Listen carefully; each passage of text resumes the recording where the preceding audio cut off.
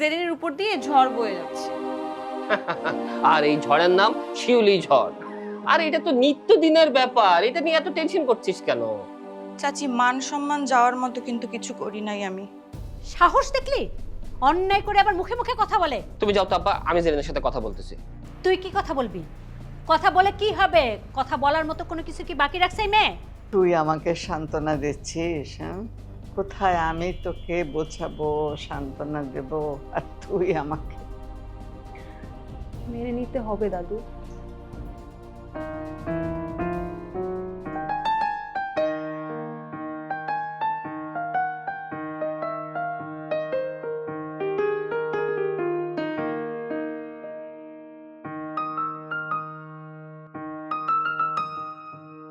ভাইজান, তুমি কি আমাকে ডেকেছো? হ্যাঁ, বস। তোর শরীর স্বাস্থ্য ঠিক আছে তো? হ্যাঁ, মাশাআল্লাহ, শরীর স্বাস্থ্য সব ঠিক আছে। সাব্বিরের কি খবর? কোনো খবর টবর আছে ওর? সাব্বির আছে, ও আছে ভালোই, নিজের মতো করেই আছে। খোঁজ নিস কিভাবে? ও তো বাসায় আসে না।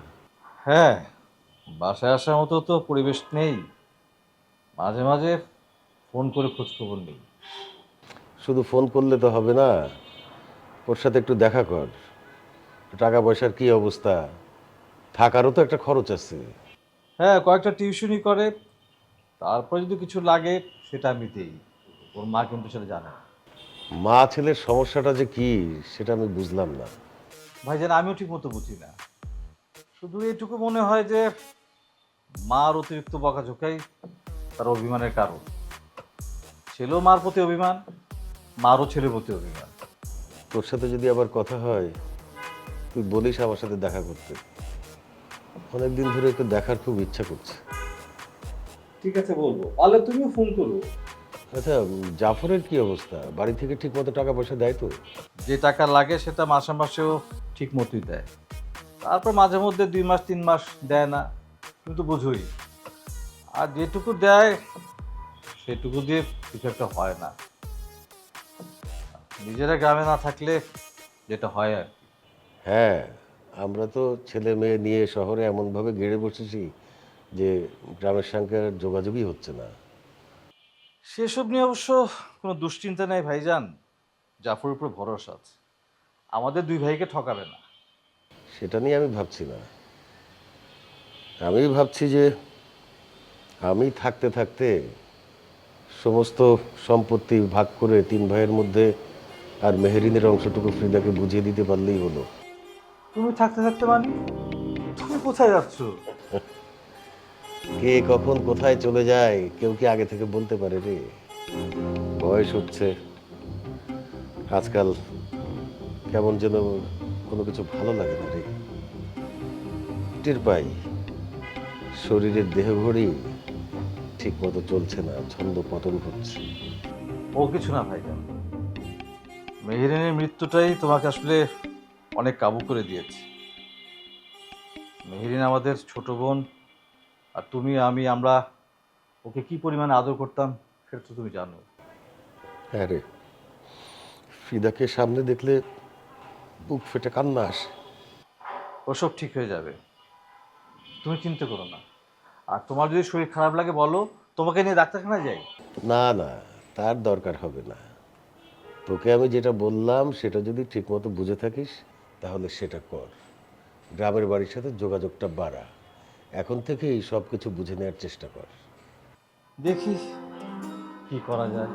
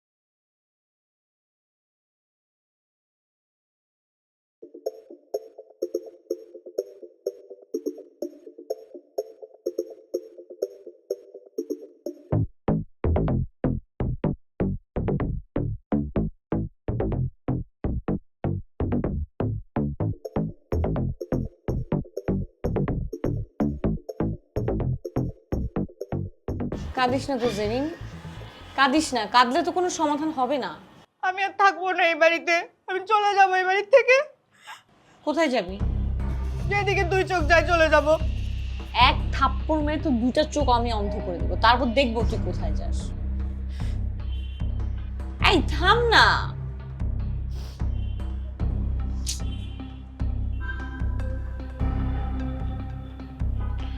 এই থাম প্লিজ, আর কান্না করিস না। আচ্ছা আমাকে বল তো, আসল ঘটনাটা কি? আসলে আর কোনো ঘটনা নাই, ঘটনা তো নিজের কানেই শুনছিস, আমি আর কি বলবো। আমি শুনছি ছেলেটা তোকে ভালোবাসে, কিন্তু তুই ভালোবাসিস না। কিন্তু এটা তো নিশ্চয়ই আসল ঘটনা না, পুরো ঘটনাটা কি বল। এটাই পুরো ঘটনা, পুরো আর কোনো ঘটনা নাই। জেরিন, ঘটনা যদি একটা না থাকে, ছেলেটা কিভাবে তোর বাসার নিচে চলে আসে? তোর সাথে যোগাযোগ না করেই চলে আসছে? যোগাযোগ না করেই তো আসছে। আমি উপরে ছাদে গেছিলাম, নিচে দেখলাম ছেলেটা হাঁটাহাঁটি করতেছে, চোখাচোখি হওয়াতে আমি নিচে গেলাম তাকে চলে যাইতে বলতে, কিন্তু সেই মুহূর্তেই চাচি দেখলো, দেখে বাড়ি পর্যন্ত তাকে টেনে নিয়ে আসলো। আচ্ছা, তার মানে ছেলেটা তোর পূর্ব পরিচিত, রাইট? পরিচিত, আমার ভার্সিটির সিনিয়র। আচ্ছা বুঝলাম, সেই ইউনিভার্সিটি তোর সিনিয়র ভাই, তোর সাথে তেমন কোনো জানাশোনা নাই, তোর সাথে কোনো যোগাযোগ করেও সে আসে নাই, কিন্তু সে বাড়ি চিনলো কি করে? বাড়ি চিনলো কিভাবে আমি কি করে জানবো? ভার্সিটিতে আমার পেছনে ঘোরাঘুরি করে, হয়তো কখন আমাকে ফলো করতে করতে আসছে। হাসতেছিস কেন? তুইও আমার কথা বিশ্বাস করতেছিস না? পুরোপুরি করতে পারতেছি না, কারণ তোর, আচ্ছা ঠিক আছে, চেনা নাই জানা নাই, সে হুট করে চলে আসলো, তো তুই নিচে নামতে গেলি কেন? আমি তো ছাদে ছিলাম, দেখলাম সে হাঁটাহাঁটি করতেছে, চোখাচোখি হইলো, আমি নিচে গেলাম, যদি চাচি দেখলে বকাবকি করে তাই, কিন্তু চাচি তাকে দেখে উপরে নিয়ে এসে অপমান করলো। আচ্ছা বাদ দে, তুই আমাকে একটা কথা বলতো, তুই ছেলেটাকে একেবারেই ভালোবাসিস না? ভালোবাসলে তো বলবো ভালোবাসি, ভালোবাসি না আর আমার তো কাউকে ভালোবাসার কোনো প্রশ্নই আসে না। আচ্ছা ঠিক আছে, যা, তোর কথা বিশ্বাস করলাম, এবার চুপ কর, একদম কান্নাকাটি করিস না। তুই বিশ্বাস করলে তার হবে না, বাড়ির কেউ তার বিশ্বাস করতেছে না। শোন, ভালোবাসা কোনো অপরাধ তো না, একজন আরেকজনকে ভালোবাসতেই পারে।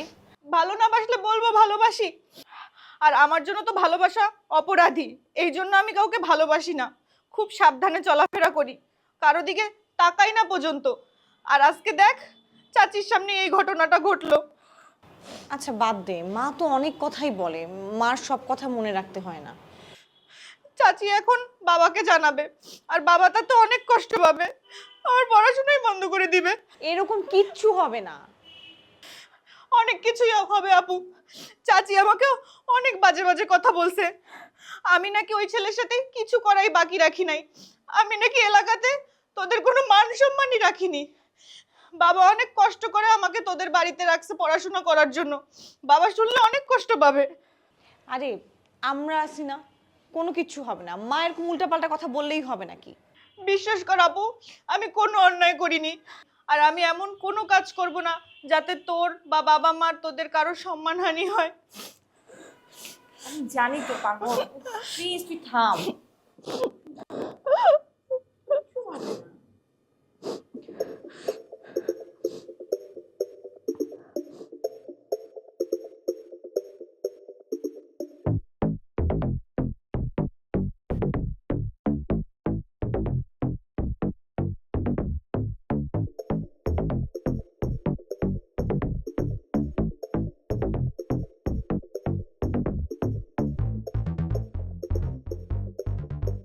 কি ব্যাপার, তোমার কি শরীর খারাপ? ওমা, কপাল না, মেজাজ গরম। তুমি ঘটনাটা খুলে বলো, তাহলে আমার একটু টেনশন কমবে। তুমি তো আছো সব সময় তোমার টেনশন কমানো নিয়ে। আমার উপর দিয়ে যে কি যায় সেটা কখনো বোঝার চেষ্টা করেছো? এটা তুমি কি বললে? আমি কি বোঝার চেষ্টা করি না? না করো না। নিজে কিভাবে শান্তিতে থাকবা সব সময় সেই চেষ্টাই করো। স্বার্থপর মানুষ একটা। কি বললা তুমি? আমি স্বার্থপর? আমি সংসারের জন্য কিছু করি না, তোমার জন্য কিছু করি না? না, সংসারের জন্য কিছু করো না, কারোর জন্য কিছু করো না সেটা তো বলিনি। আমার জন্য কিছু করো না, আমি সেটাই বলেছি। কি করি নাই সেটাই তো জানতে চাচ্ছি। ভনিতা না করে সোজাসুজি বললেই তো হয়। আমি ভনিতা করি? আমি ভনিতা করলাম? আমি কার জন্য কি করি? সারাটা জীবন আমি কি করলাম? এখন আজকে আমার এই কথা শুনতে হচ্ছে। আমি সারাটা জীবন শেষ করে দিলাম এই তোমার সংসারের পিছনে খাটতে খাটতে। জীবনটা একদম শেষ করে দিলাম। আমার জীবনের জন্য আমি কিচ্ছু ভাবলাম না, কোনোদিনও ভাবলাম না। আজকে তোমার কাছে এই কথা শুনতে হচ্ছে আমার।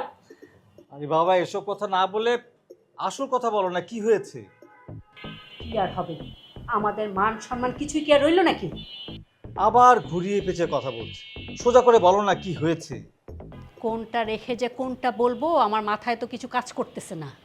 তুমি একটা একটা করে বলো, আমি সব শুনবো এবং গুরুত্ব সহকারে শুনবো। তোমার ভাতিজি সে প্রেম করে বেড়াচ্ছে। আজকে তো তার বয়ফ্রেন্ড নিয়ে বাড়িতে আসছিল। সে ছেলে বলে কি না তাদের মধ্যে প্রেম আছে, প্রেম ভালোবাসা। কি বলো? এটা তো খুবই চিন্তার বিষয়। শুধু কি চিন্তার বিষয়? ভালো মন্দ কিছু যদি একটা হয়ে যায় ওর বাবাকে কি জবাব দিবে? আরে আরে যাচ্ছ কোথায়? চিন্তার বিষয় তো আরো বাকি আছে। বলো বলো কি? তোমার ভাতিজা তরুর থেকে টাকা নিয়ে সে সিনেমা বানাইছে। কি বলো? এ ঘটনা সত্যি নাকি? ও, এখন আমার কথাও তোমার কাছে মিথ্যা মনে হচ্ছে? আচ্ছা ঠিক আছে, আমার কথা বিশ্বাস যদি না হয় ওই যে তোমার ভাতিজা মহামান্য পরিচালক কবির, তার কাছে যাও, যে সত্য মিথ্যা শোনো, যাও।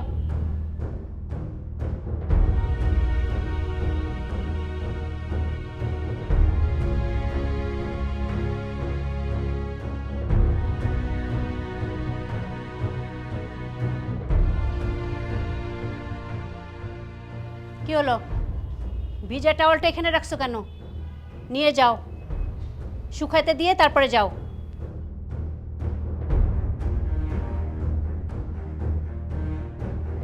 আমার কপালে কি আছে আল্লাহই জানে। সবাইকে মানুষ করার দায়িত্ব যেন একা আমার, সব চিন্তা আমার।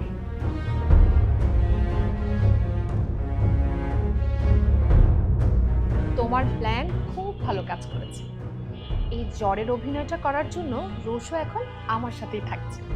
আমার যে কি ভালো লাগছে আমি আমি তোমাকে বলে বোঝাতে পারবো না।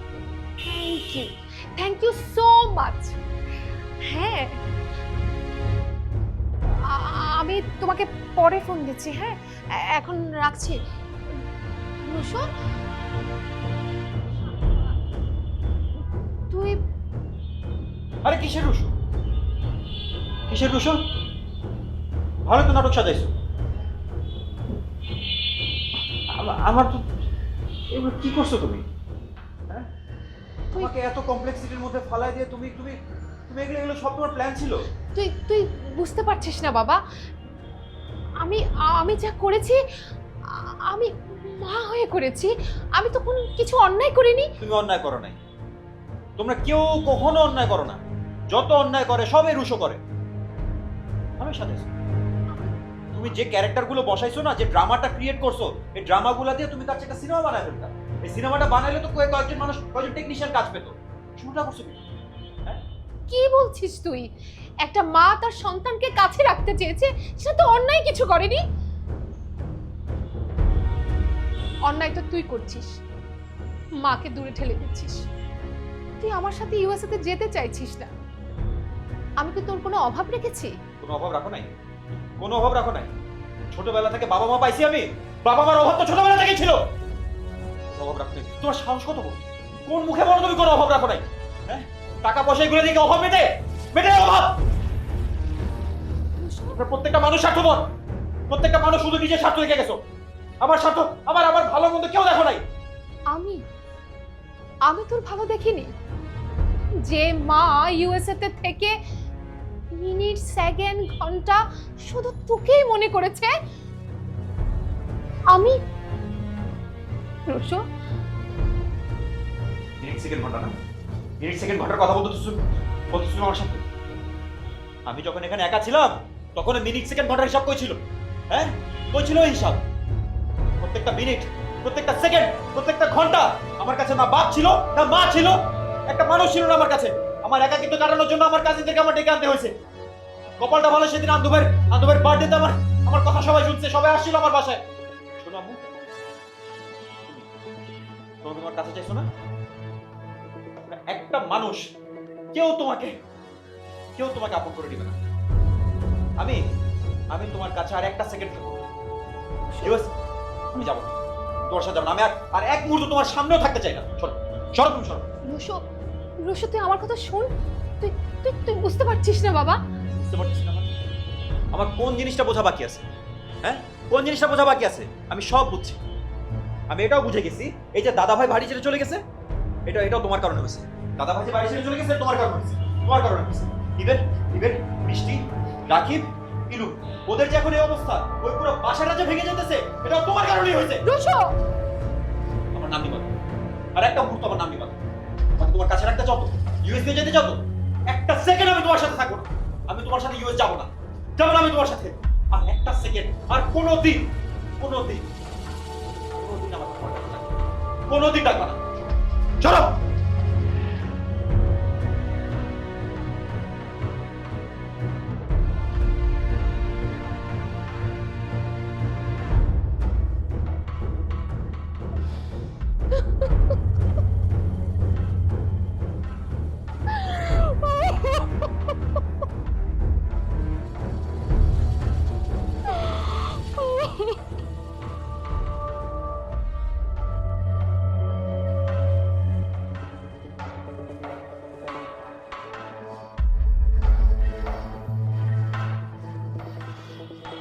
ভাইজান, আপনি এখানে, আমি একটু বসি। হ্যাঁ, বসো। আপনি তো ভাইজান সারাদিন একা একা রুমেই থাকেন, না হলে বাইরে ঘুরতে যান। আর আমি তো সবসময় সংসারের কাজ নিয়েই ব্যস্ত থাকি।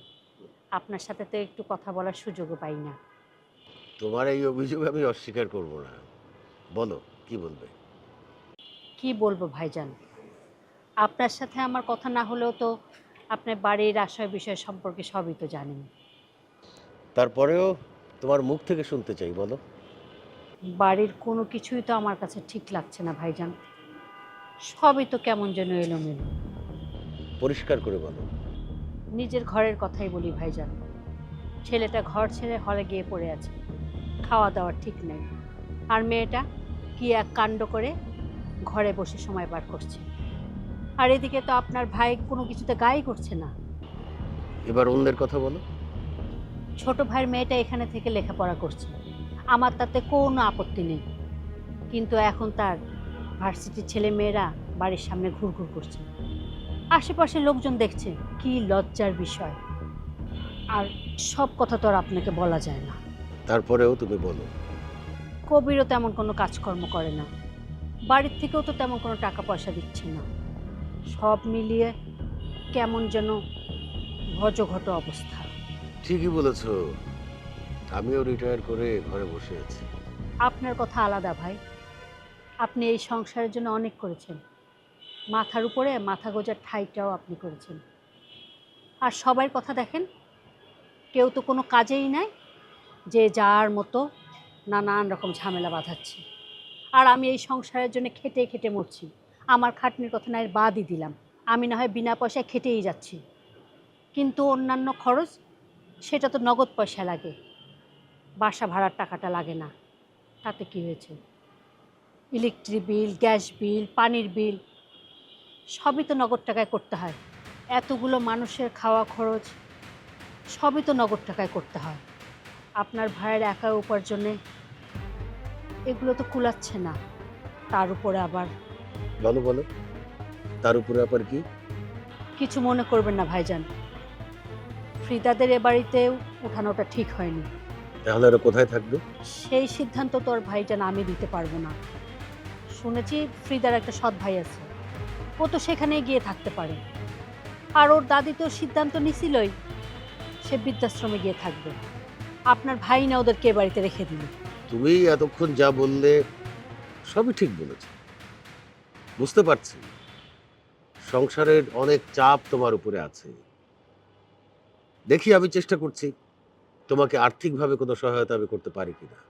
আপনার চেষ্টা নিয়ে আমার কোনো প্রশ্ন নাই ভাইজান, আপনি আমাকে ভুল বুঝবেন না। না না, আমি তোমাকে ভুল বুঝছি না। সংসারের জায়গা থেকে তোমার সবই ঠিক আছে। আমি দেখি চেষ্টা করে কিছু করা যায় কিনা। রফিকের সাথে আমি এই বিষয়ে পরে কথা বলে দেব। ঠিক আছে ভাইজান, আমি তাহলে যাই। যাও, যাওয়ার আগে খুব ঠান্ডা মাথায় একটা কথা শুনে যাও।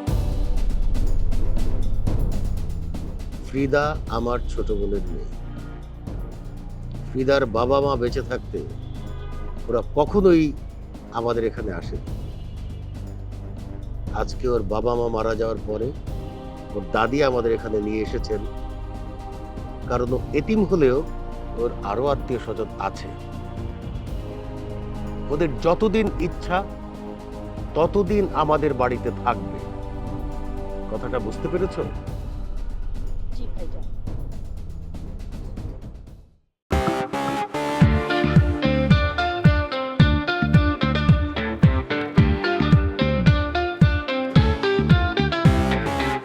চোরাস্তে ভাসি, বালির ঘর বাঁধি, স্বপ্নের ফেরিওয়ালাটা দিয়ে যায়। জীবনে কুয়াশা ধোয়াটে পথ, আলো আধারের সাথে খেলা চলেই যায়।